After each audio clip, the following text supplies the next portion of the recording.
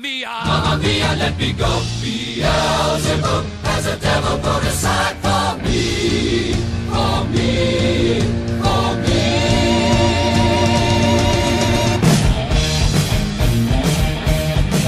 Hola, soy Gina Rodal y esta es una emisión muy especial de Los Clásicos, esta vez con Eunice Rendón, quien es experta en temas de migración, seguridad y también una gran activista en por medio de la sociedad civil. Nos acompaña Patricia Cos. Mucho gusto de estar aquí con ustedes y sobre todo de estar presentes con una de las mujeres, o sea, me gusta llamarlo así, más influyentes de nuestro país y también en la agenda internacional que siempre está en constante cambio a favor de diversas agendas. Y que ha estado en el ojo del huracán en los temas más candentes, se podría decir ahorita, de nuestra sociedad, comenzando por la agenda migrante, que bueno, tú eres coordinadora de la agenda migrante y ahorita vimos una complicación muy grande con esto de la caravana, que no es algo nuevo, es algo que sucede muy seguido, pero que ahorita ocasionó mucho revuelo por la violencia que se vivió, que supongo que también sucede muy seguido. Tú como coordinadora y con tu amplia experiencia en esto de migración, ¿qué es lo que percibes en esta problemática? ¿Qué es lo que no se ha podido resolver? ¿Qué es lo que el gobierno nos ha quedado de ver? Pues mira, primero que nada, la migración es una realidad internacional, ¿no? Más de 247 millones de personas, entre ellos 20 millones de refugiados, viven en un país distinto al que nacieron. Entonces, entendiendo eso y sabiendo también, y creo que es lo que ha quedado pues muy desdibujado en todo este visibilidad que ha tenido la caravana y el tema migrante desde que llegó Donald Trump a la presidencia, es que la migración abona también a los países de origen y de destino, es una cuestión positiva en términos de intercambio económico, social, cultural. Entonces creo que sí es importante mencionar eso. Y luego entender, pues sí, que la coyuntura no es nueva, que sí, pues ha sido muy visible estas caravanas y además como se han formado varias, eso pues sí no nos había pasado con esta visibilidad. Anteriormente sí ha habido, cada año hay una caravana que se hace por ahí de abril, justamente para mostrar el viacrucis que los migrantes tienen que recorrer para llegar o intentar rehacer una vida distinta en un país como Estados Unidos. Entonces en esta ocasión, bueno, no se da en la fecha, en las fechas que tradicionalmente se hace, está muy cerca de un periodo electoral en Estados Unidos, entonces bueno, hay un uso del presidente Donald Trump del tema migratorio, particularmente de la caravana, y claro que se entiende en términos políticos ese uso que le da Donald Trump, porque al final del día en estas semanas creció su popularidad al 43% de aceptación, lo que él no había conocido como presidente desde que llegó a la Casa Blanca. Lo mismo, pues hay algunas encuestas como la del Pew Research Institute que marca pues una tendencia que 3 de cada 4 republicanos considera, por ejemplo, la migración ilegal como el principal problema de Estados Unidos. Entonces ahí entendemos esa parte, pero creo que bueno, en el caso de la ciudadanía, de la gente, las personas, el gobierno mexicano, tenemos que entender que es una realidad, que México es un país de expulsión, de recepción, de tránsito y cada vez más de retorno, y que bueno, lo que viene en esta caravana sobre todo son personas que van pues, en búsqueda de una vida mejor, y ya no solamente por cuestiones de pobreza, que parece que ahí nos hemos enfrascado mucho. La principal razón de los últimos años o motivación para salir del país de origen en Centroamérica, principalmente Honduras y El Salvador, es la violencia. Entonces, San Pedro Sula tiene más de 100 homicidios por cada 100.000 habitantes, lo que es altísimo. Ha estado en el primero, segundo o tercer lugar de las ciudades más peligrosas por los últimos 10 años. Entonces realmente vemos también un riesgo a perder la vida y a una persecución constante.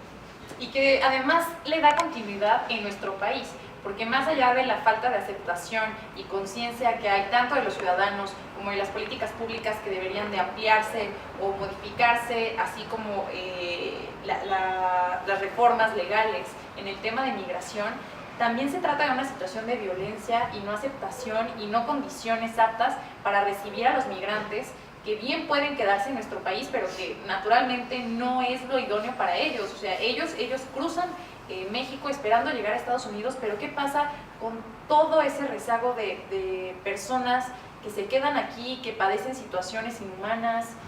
¿Cuál es el punto a considerar?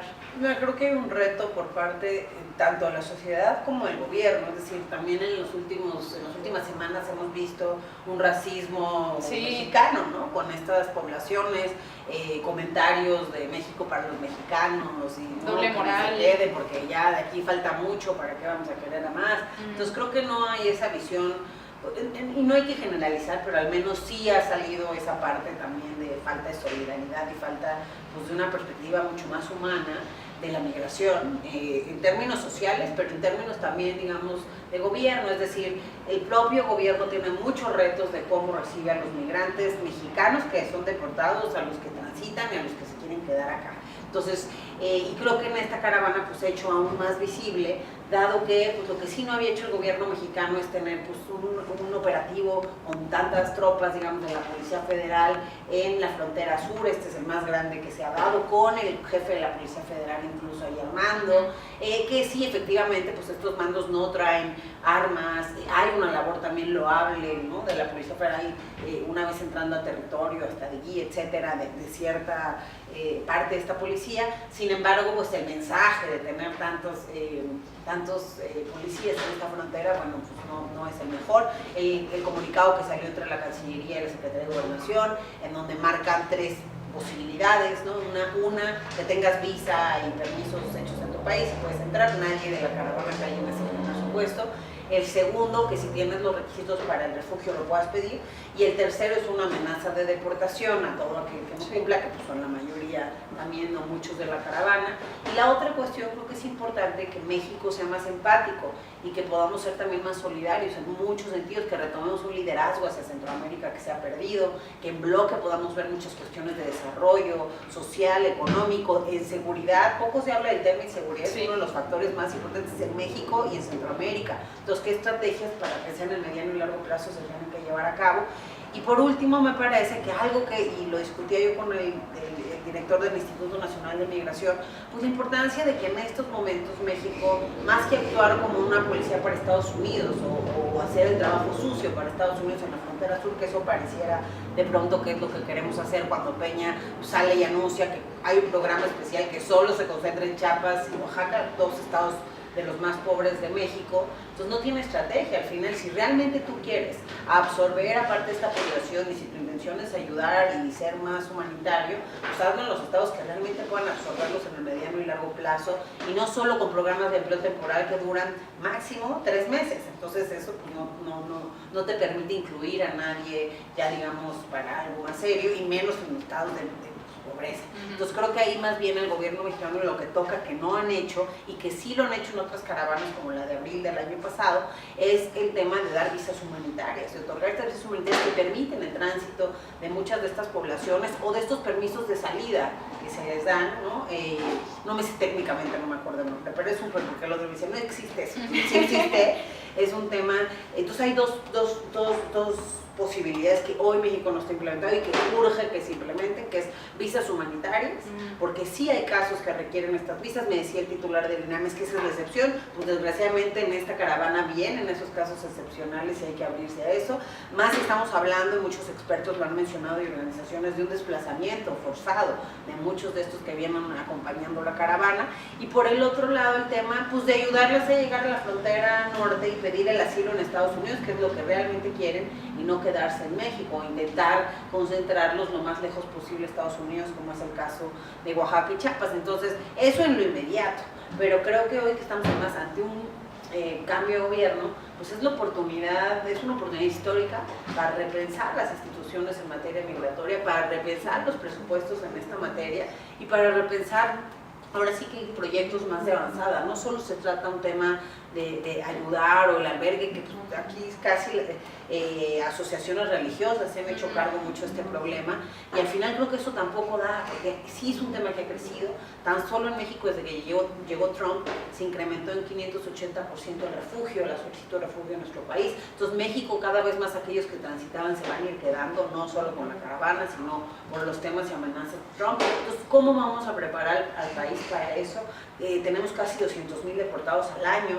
Eso también se va a incrementar con Trump porque ya hay más arrestos, porque sí hay una nueva normativa en materia migratoria, en fin. Entonces creo que si no pensamos en esas políticas de mediano y largo plazo, pues difícilmente vamos a poder salir adelante de este reto, pues, que es regional y que no es menor. Y bueno, también mencionabas algo muy importante que es la empatía y juega un papel crucial tanto a nivel social como a nivel político. Y tú has trabajado mucho en este tema de seguridad, que no solamente es uno de los efectos colaterales que traen los migrantes, sino también es una realidad que vivimos aquí como mexicanos naturales, y que tú has trabajado mucho con grupos vulnerables con el fin de estos proyectos de reinserción social. Hemos visto que estás ahorita trabajando en algunos proyectos con el MIGIS y con muchas otras personas que se dedican a esto desde hace años y que han tenido resultados que realmente han impactado en la sociedad. Tú como experta en seguridad y toda esta trayectoria que traes, ¿cuál es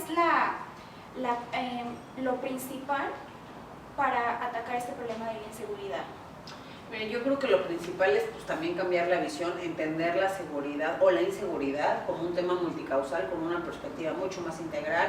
Nos hemos limitado mucho a ver la parte policíaca, de reacción, de control, balas, policías, etcétera, que sin duda, bueno, militar es peor. O sea, peor tenerlos en las calles, o sea, hay una labor de los militares muy loable, pero no es en las calles definitivamente. Entonces, sí creo que nos hemos limitado a esa parte reactiva de la seguridad y poco hemos hecho por ir a las causas y a los factores de riesgo, a la raíz del problema, y entender desde ahí, desde la parte estructural, qué es lo que está pasando, por qué cada vez niños más pequeños están en el fenómeno delictivo, por qué tenemos hoy como primera causa de muerte 15 a 29 años el homicidio, en fin, varias tendencias que estamos viendo en nuestro país del fenómeno delictivo, en el sentido, por ejemplo, de una dispersión del crimen, que también hay un crecimiento también de este crimen, sobre todo en delitos como el homicidio, que cada mes rompemos el récord de los últimos 20 años. Entonces me parece que lo que falta, porque recursos ha habido, o sea, sí se le han metido recursos al tema de seguridad. Y bueno, tú tampoco solamente has estado como servidora pública en altos niveles, sino que también no te ubicamos por una ubicación partidista, sino por ser parte de la sociedad civil y a través de ella generar todo este tipo de proyectos y que la sociedad civil sea la que da solución a este tipo de cosas. ¿Tú qué fortalezas ves en la sociedad que tal vez no se ha encontrado en el servicio público porque se desentiende mucho? El servicio público tal vez se encierra en una esfera en la que no permite que la participación ciudadana se dé como se debería de dar. Mire, yo creo que la sociedad civil tiene un papel muy importante, ¿no? Y la sociedad civil organizada y la no organizada, creo que ahí está el secreto. Y a mí muchos de estos temas de violencia donde me ha tocado trabajar como funcionaria de gobierno y como sociedad civil, pues han sido lugares muy alejados en donde es fundamental que cada vez se le dé más participación a la gente, aunque no esté organizada en una ACE, en una ONG, porque es la única forma de entender los problemas reales de México. Y yo te diría que a mí pues también, o sea, ser funcionario público también tiene cosas que no encuentras en la sociedad civil, es decir, la escala de cosas que puedes hacer es mucho mayor. Desde la sociedad civil también puedes empujar muchas cosas. Creo que de ambos lugares se puede hacer mucho y pues hay una responsabilidad de ambas partes, pero especialmente en el tema de seguridad y con esta perspectiva que hablamos de prevención social del delito, de verlo como un tema también de seguridad humana. Me parece que eso es muy importante, que la gente sea vista, pues no solamente como el objeto te decía, de la política pública, sino el actor principal, que podamos construir soluciones de temas de seguridad basados sí en datos duros, por supuesto, en todos estos diagnósticos, pero también en lo que la gente va sintiendo, percibiendo, cómo va a hacer que alguien participe también en temas de seguridad en su colonia, en su comunidad.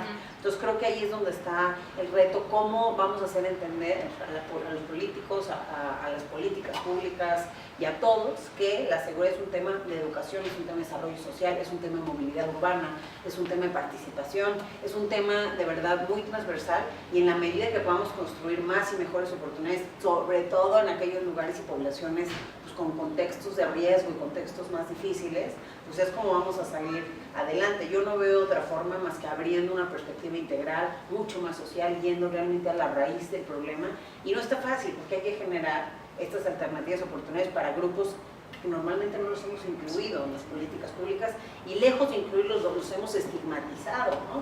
Que es mucho pues, lo que pasa con el MIGIS y todo lo que trae. Por eso es que también me he acercado y he estado trabajando con él, porque pues con muchos MIGIS en México he trabajado yo, y creo que hay un valor también de esta sociedad, hay un valor agregado que hay que aprovechar. ¿Quién mejor que alguien que ha pasado por esos temas, por esos embates, por esos problemas, para hacer política pública dirigida a esos grupos?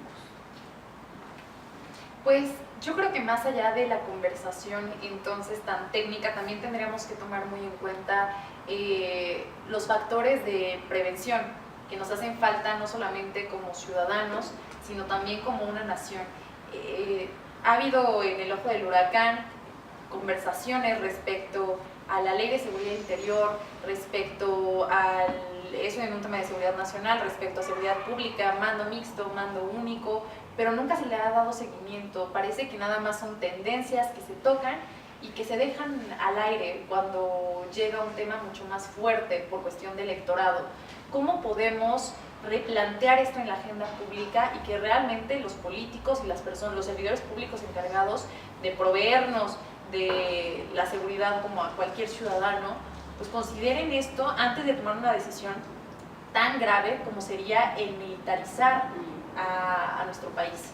Pues mira, yo creo que parte por lo que gana Andrés Manuel López Obrador en este país se debe a eso, a esa separación tan grande que ya hay entre la autoridad y la sociedad, a esa brecha que se abrió definitivamente entre aquellos que gobiernan y los gobernados, ¿no? Entonces creo que sí es muy importante entender que, y la promesa de Andrés Manuel, ¿no?, finalmente ha sido en temas de seguridad, ir a las causas del delito, verlo como un tema realmente también social, el trabajar con ciertas poblaciones como los ninis que tienen pues ciertas necesidades también diferenciadas y hay que llegar a ellos, el armar proyectos de inclusión en el sector privado, en el sector productivo también de las juventudes con más, digamos, con menos oportunidades que en el país. Entonces creo que es parte de lo que se ha prometido. Entonces esperamos ver una estrategia de seguridad muy distinta a lo que hemos venido viendo en los últimos sexenios y que entienda realmente que pues el tema no está solo en los recursos, o sea, hay muchos temas en seguridad sin duda, y es un tema de muchos retos,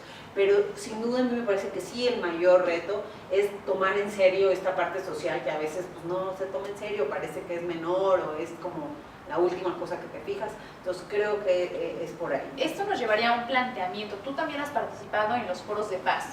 ¿Cuál es esta vinculación que tuviste y cómo nos puede apoyar en esta mecánica de justicia transicional, de amnistía y esta propuesta en materia de seguridad que tiene Andrés Manuel López Obrador? Mira, primero que nada lo que yo te diría que vi en los foros que al menos a mí me tocó participar y que pues desgraciadamente la sociedad no vio esa parte porque eran foros cerrados, lo único que era público era el evento político protocolario que pues es lo más aburrido, o digamos. ¿Por qué eran cerrados? ¿No? Mira, porque muchas de las víctimas no querían ser pues, grabadas, expuestas, y también hay lugares en donde es muy difícil. A mí que me tocó planear el de Tierra Caliente, La Huacana, fue muy distinto a los otros, la gente no dijo nada públicamente, decían cosas, ay, aquí todo está muy bien, la luz, falta, así, en una región como Tierra Caliente. Y después llegaban y me dan a mí papelitos en secreto, o tuvimos que irnos a las víctimas escondidas a otro lugar porque nadie quería decir nada, había un miedo, porque decían que la autoridad está cooptada por el crimen y que los están siguiendo y documentando. Entonces hay que entender también pues, esa perspectiva de la víctima, y por eso es que no se hicieron públicos, digamos, muchas de las discusiones más ricas o donde la gente abonaba más.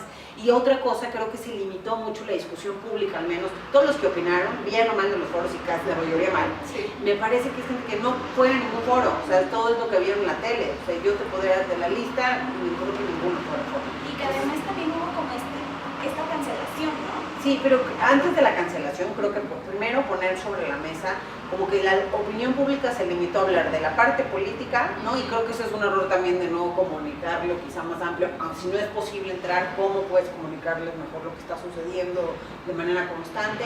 Que lo intentamos ya después en algunos, al menos de los que me tocó a mí organizar. Y por el otro lado, la limitación de creer que en los foros lo que se iba a resolver es si amnistía o no, si perdón o no, o si... El malentendimiento de los justicia transicional, también. que nadie pues, llega a cualquier lugar de México y pregunta a la gente si no sabe qué es la justicia transicional. Entonces, yo lo que vi es una riqueza de opinión justamente de trajes a la medida, que si te lo pudiera resumir en muy poco, lo que a mí me queda claro es primero, sí es importante escuchar a la gente, es ese cambio de gobierno que nos están prometiendo, tiene que ver con eso. Yo habiendo sido funcionaria pública y habiéndome tocado pues, cosas muy complicadas. Y en todos los sexenios también, pues sí, no es un color. No, y me tocó desde muy chiquita meterme mucho en territorio, entonces me tocó trabajar en Ciudad Juárez en el peor momento de Juárez, con los pandilleros, con las poblaciones o en lugares más complejos donde sí estaban pasando cosas. Los foros, eso es lo que yo rescato. Creo que hay muchas cosas mejorables técnicamente en cómo se tienen que hacer este tipo de escuchas. Además. ese es otro reto, pero creo que las cosas que yo reconocería, entendiendo que hay todos estos retos, es uno, hacerlo antes de ser gobierno, que sí tiene muchos retos, pero que además pues es una voluntad y es una promesa de Andrés Manuel, no solo es una voluntad, eso es lo que él prometió, gobernar de la mano de la gente. Entonces creo que eso es positivo. Y la segunda cosa, la gente quiere ser escuchada. Yo sé que hay líderes de pronto o víctimas muy conocidas, que también es muy loable su causa y sin duda igual de válida, pero que salen a decir, no, ya está muy diagnosticado, la gente ya no quiere decir, se revictimiza. Yo los invito a que vayan y le pregunten a la gente si quiere o no hablar. La gente quiere hablar, es más, entrando a la cancelación.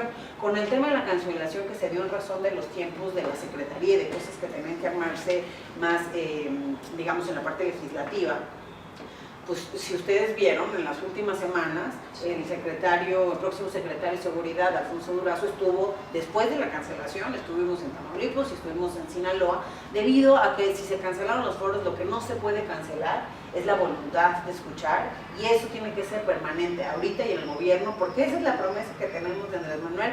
Esa es la cuestión por la que yo decidí apoyarlos en algunos de los foros, porque lo que yo encontré como funcionaria fue frustrante de pronto estar en territorio y ver que todos los demás mandaban de hasta abajo para que fueran al territorio. Yo creo que el que manda tiene que estar en territorio, o sea, sí tiene que haber una política pública más basada en la gente, no solamente. Yo tengo un doctorado y pues la verdad, más que mi doctorado, lo que a mí me ha servido para hacer políticas públicas es escuchar, conocer a la gente, estar en el territorio.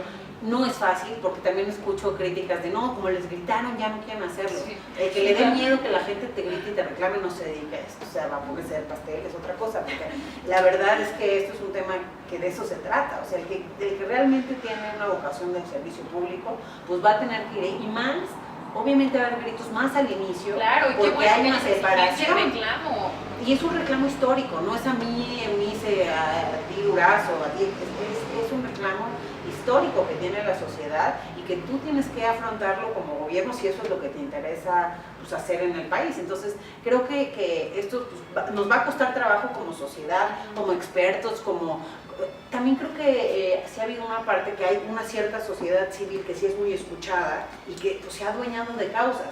Y entonces a la hora que también le mueves eso, esa sociedad civil, de pues ahora también él es parte de la causa, aunque nunca lo hemos visto. Oye, yo me fui a la sierra con la gente, con los tarahumaras, al final con los rarámuris, y es igual de importante lo que le pasó a una víctima ahí, que a la víctima más conocida que sale en cualquier televisión o cualquier radio. Entonces sí es muy importante entender que el cambio tiene que irse dando poco a poco, que este es parte de ese cambio, yo creo, un primer esfuerzo por escuchar, es el primer paso de muchos, porque no basta con escuchar tampoco, o sea, esto tienes que tomar pues, cartas en el asunto y una vez siendo gobierno, pues plantear qué vas a hacer, cómo vas a hacer esos trajes a la medida que la ciudadanía te está pidiendo y que estamos viendo en distintos lugares, pero sí me parece muy loable y hay gente que dice, no, es que eso es un simbolismo, eso escuchar, pues es un simbolismo que se ha perdido desde el gobierno, entonces creo que sí es un simbolismo que no es menor, que sí fue importante y que ojalá que llegue para quedarse y que poco a poquito todos vayamos entendiendo más la importancia de sí escuchar, de sí tener a la gente cerca de las políticas y de acción y de acostumbrar a todos los que quieran estar en el gobierno, que ahí es a donde hay que ir, o sea, que no se trata de estar en un escritorio nomás y de mandar a mucha gente hacia abajo. Lo mismo que los demás gobiernos. A mí ese me parece, aunque suene quizá muy sencillo o simplista, me parece uno de los retos más importantes, o sea, cómo vas a cambiar realmente ese chip y creo que eso es lo que prometió Andrés Manuel al final, ¿no? Entonces, y creo que lo hice de forma muy auténtica, entonces ahí creo que sí tiene un reto todo el equipo, toda la gente que quiere estar con él, cómo vas, y en seguridad no es un tema difícil de hacerlo, no creo que es de todos de los más difíciles, porque hay que ir con las poblaciones que han delinquido también a preguntarles por qué han delinquido, hay que ir con el que fue víctima y también pues ahí hay un reto. El tema del perdón, que ha sido también tan polémico, me parece, y yo después yo encontré en todo este caminar con los foros, pues, víctimas que han perdonado, por ejemplo, pero entendiendo el perdón no como amnistía. ¿Qué me decían muchas de estas víctimas? Hicimos un foro y ese sí lo grabamos completo, era el perdón es una decisión, al Estado le toca la justicia y el perdón es una decisión personal. Y cuento un caso, decía, a mí mataron a mi hermano y encontraron a los responsables a los 5 días porque mi otro hermano tenía cierta influencia, en fin. Entonces sí tuve justicia, los metieron a la cárcel 20 y tantos años, pero yo aún con eso seguía sintiendo rencor, odio y sentía separar el alma de mi cuerpo, y lo único que me llevó a poder continuar es haber perdonado y reconciliarme conmigo y con la vida. Entonces, la manera de entender el perdón pues es muy variada, es muy amplia. Una cosa es el perdón jurídico, otra cosa es el perdón personal. Entonces, creo que habría que complejizar el sistema del perdón. Por el otro lado, decía, oye, yo vengo de Ciudad Juárez, de un lugar terrible, mataron a mi hijo y nunca iba a haber justicia para mí porque la autoridad yo no le importo, ¿no? Porque soy pobre y porque estoy alejada. Entonces lo que yo decidí con mis hijos es buscar al que había matado a mi hijo para nosotros hacer la justicia que el Estado no iba a hacer por nosotros, convirtiendo a una víctima en un victimario, ¿no? Básicamente, que eso pasa mucho en este país desgraciadamente. Y ella dice, pero de pronto encontré este taller de reconciliación y me di cuenta que y por eso perdoné, dice, sin perdonarte personalmente, pero sí en su mente y en su alma, me dice, porque al final yo vi que estaba condenando a mis hijos a un rencor y a un sufrimiento mucho más grande si perseguíamos a la víctima, si lo matamos peor, ¿no? O sea, entonces al final decidimos pues perdonar para nosotros poder continuar. Entonces creo que hay que entender todo esto desde diferentes aristas. Es complejo el tema del delito, pero hay que seguir escuchando. Yo creo que no importa, ahí la crítica se pierde, que escuchar se tiene que afinar. Y sobre todo poner énfasis en el acompañamiento psicológico también, que es algo que tal vez no parecía importante, pero que lo es, y que hay cientos de casos que por eso simplemente no avanzan, no pueden encontrar un sentido de justicia, un sentido de empatía entre gobierno y gobernado. Pues muchas gracias, Eunice. Una última pregunta, en el sentido en el que quieras tomarla, ¿te consideras clásica? No, nada. Nada. Ok, pues muchas gracias. Sobre el gusto de libros y musical que por ahí nos comentó. Pues es que sabes que más que clásica, sí, y eso creo que sí es, más bien, esa es como mi manera, soy como muy variada. Incluso cuando yo hago fiestas, ¿no? He hecho aquí fiestas de cumpleaños. Y viene, te lo juro, entonces la gente dice que eclécticas, esa es la palabra creo. O sea, viene desde mis amigas de Tepito, la más albura de Tepito, Lourdes, Mayra, tal, toda la banda de Tepito, y viene así gente como muy... Fifí. Es una cosa que combina, entonces la gente siempre, ay, esta fiesta, ¿no? Y sale... Entonces por eso creo que también en tema, cuando... me preguntas música, pues sí me gusta música desde así, rancheras, me gusta ir a Garibaldi muchísimo, pero también me puedo ir a un concierto de música clásica. Escuchar Entonces, música creo que al francesa, final, sí, pues al final sí creo que tengo una personalidad como de pues, todo, muy diferenciada, por eso todo. no está como muy focalizada en algo, sí, depende en donde esté, me adapto. Pues muchas gracias, Eunice, y a seguir construyendo ciudadanía desde los diversos ámbitos en los que participas. No se olviden de darle like al video y de suscribirse al canal. Eunice, gracias por recibirnos en tu casa. Soy Jessica Corral, Patricia Cos, y muchas gracias por acompañarnos. Adiós.